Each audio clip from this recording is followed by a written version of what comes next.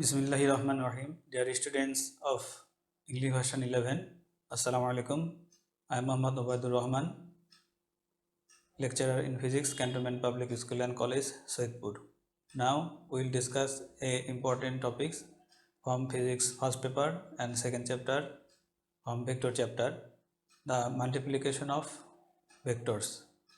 First of all, if we multiply a vector quantity with a scalar quantity, then what will be the result? First of all, we'll discuss about this. Suppose here a is a vector quantity and m is a scalar quantity, and if we multiply the vector quantity with the scalar quantity, which will be the result?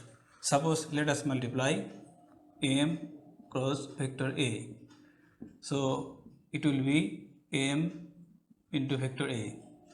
So when from this product or multiplication, we can easily say that if we multiply a scalar quantity with a vector quantity, the resultant will must be a vector quantity. And now, which will be the direction of the resultant of this multiplication? If here m is a positive quantity, then the product or multiplication ma will indicate towards the direction of vector a. On the other hand, if here m is a negative quantity, then the result of the multiplication will be the opposite direction of vector a. So in the same way, we can say that suppose here m is a scalar quantity and acceleration a is a vector quantity. So we know our very known formula from Newton's second law. We know that vector f equals to vector m a. So here by multiplying a with a scalar quantity to a vector quantity m into a, will got a vector quantity. From our previous discussion, here we have seen that m was a scalar quantity and a was a vector quantity. When we have multiplied the m with the vector a, then we have got a vector quantity ma.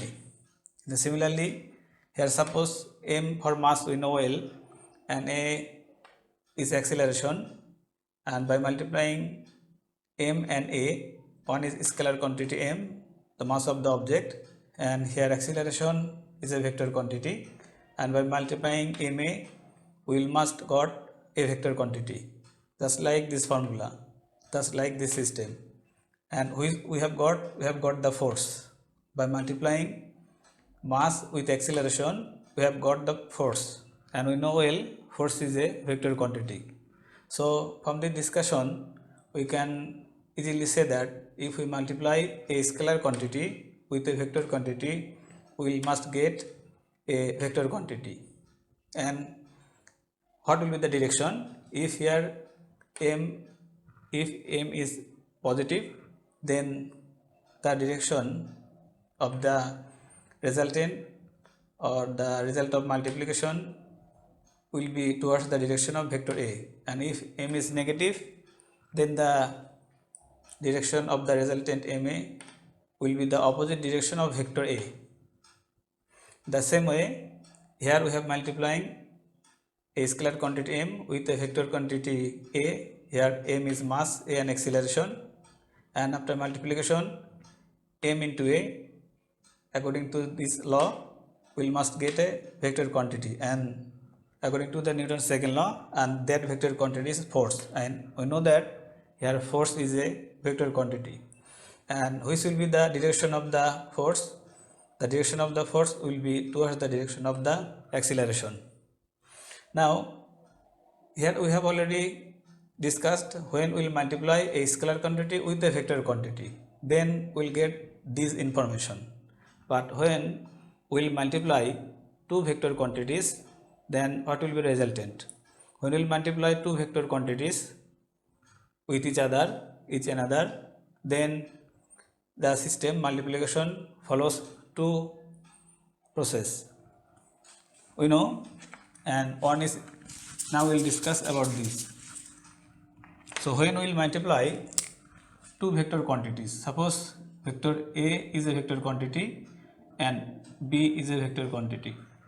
So when we will multiply two vector quantities, it will must follow two particular rules.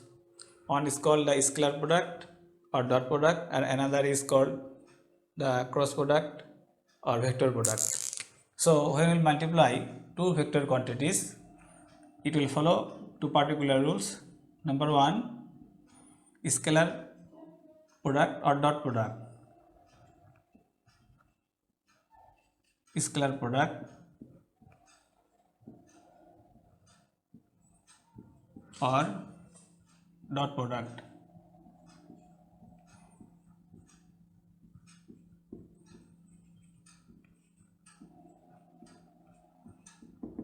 And what's the rule of scalar product and dot product?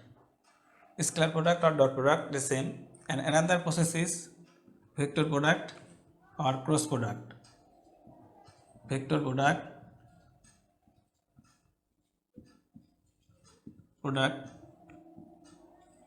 or cross product.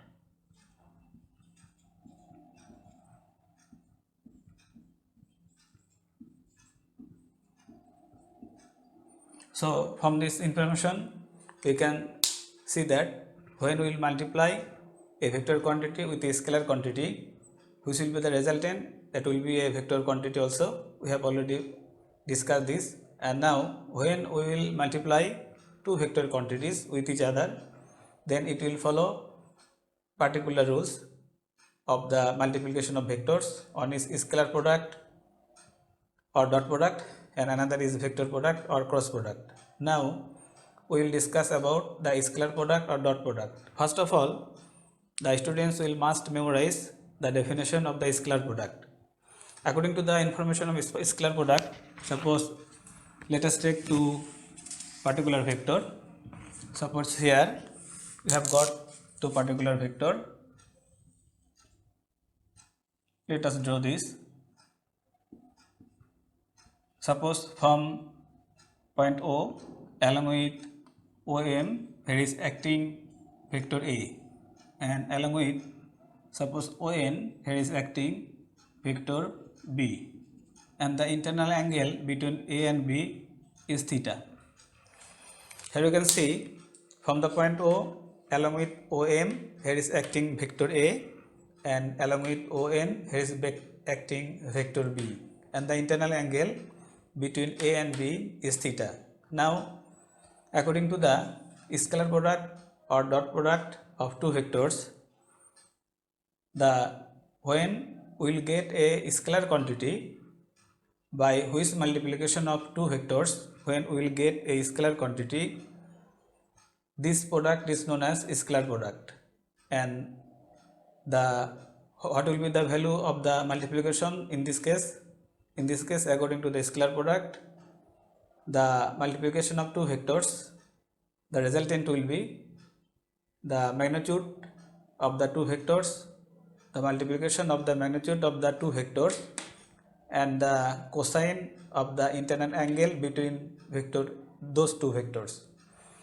Therefore, if we multiply now according to the scalar product in this way, vector A dot vector B, when we multiply two vectors according to scalar product or dot product, we must submit the dot sign between two vectors. So now according to the definition or information of scalar product, it means that the resultant of the scalar product or the value of the scalar product will be first of all a scalar quantity, and the process is the scalar product means the multiplication of two vectors and the cosine of the internal angle of those two vectors. So here according to the information, vector A dot vector B equals to the mode of vector A, that means the value or magnitude of first vector and the magnitude of the second vector, and the cosine of the internal angle between two vectors cos theta here. So according to the now how we have finished the multiplication of scalar product, according to the information, the scalar product means the multiplication of the magnitude of two vectors and the cosine of the internal angle of those two vectors. So now we can submit. Here there's a condition: the range of the angle which must be the 0 is less than or equal theta, and theta will less than or equal 180 degree. This is the condition here. We will submit. Now let us put the value. That means the magnitude will only take the value. It may be positive vector or negative vector, but after multiplication here we will take only the value. So all of the students, you know well the application or the uses of the smooth sign. Here we will only take the value of the two vectors. So now why not, here vector A and vector B, the vector A and vector B, both vector A and vector B have both magnitude and direction. Here we will only take the magnitude. This is why we have given here the magnitude mode sign. Now according to the information, A, B cos theta. So it will be applicable as a formula of dot product. So now from the final gist of the dot product or scalar product, again I am replying. Dot product means actually I am trying to say what is the system of scalar product or dot product. The system is, it will be the product or multiplication of the magnitude of those two given vectors and the cosine of the internal angle of those two vectors. So here the value of the vector A is mod of A, value of vector B is mod of vector B, and the cosine of cosine, that means cos of their internal angle. Here internal angle is theta here.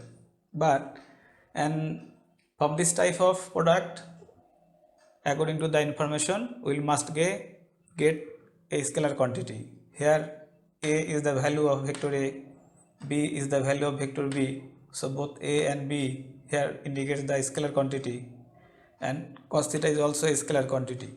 So from this type of multiplication of two vectors, that means from the scalar product of two vectors or scalar multiplication of two vectors or dot product of two vectors, will get a scalar quantity. But now as A, B and cos all are scalar quantity, then we can rearrange anyway. Suppose 2 and 3 is a scalar quantity. 2 and 3. If we multiply 2 and 3, it will be equal 6. Again, if we multiply 3 and 2, it will be also 6. So if we multiply two scalar quantity, we can arrange this way or that way. It's no problem, the value will be same. So in the same way, here A is a scalar quantity, B is a scalar quantity, cos theta is also a scalar quantity.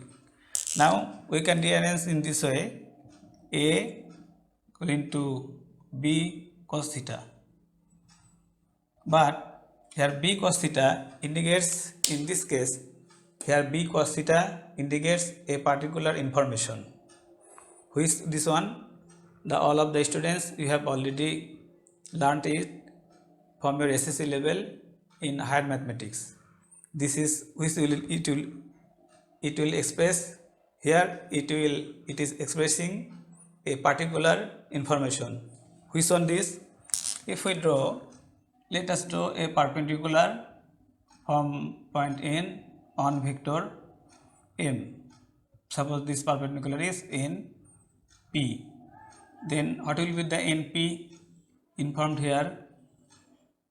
NP informed here B cos theta, which we have done here. We have drawn a normal or perpendicular from point N on OM or vector A.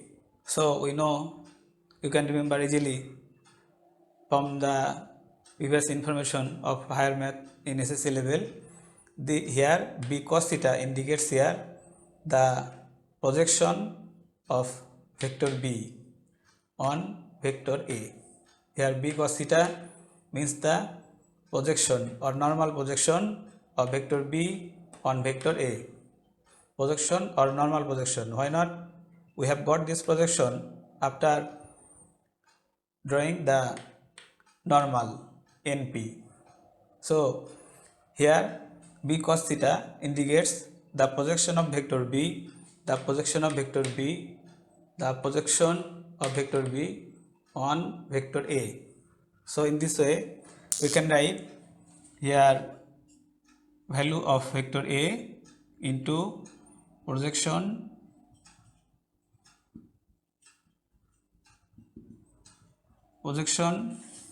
of vector B on vector A in this way. So it is a important information here. In the second line, again we can rearrange the equation on in this way. Suppose vector A, again vector A dot B equals to no problem, vector A dot B equals to B into A cos theta. A cos theta. Again from the information, previous information of the projection, we can easily say here B and what A cos theta indicates here. Let us again draw a normal from point, suppose point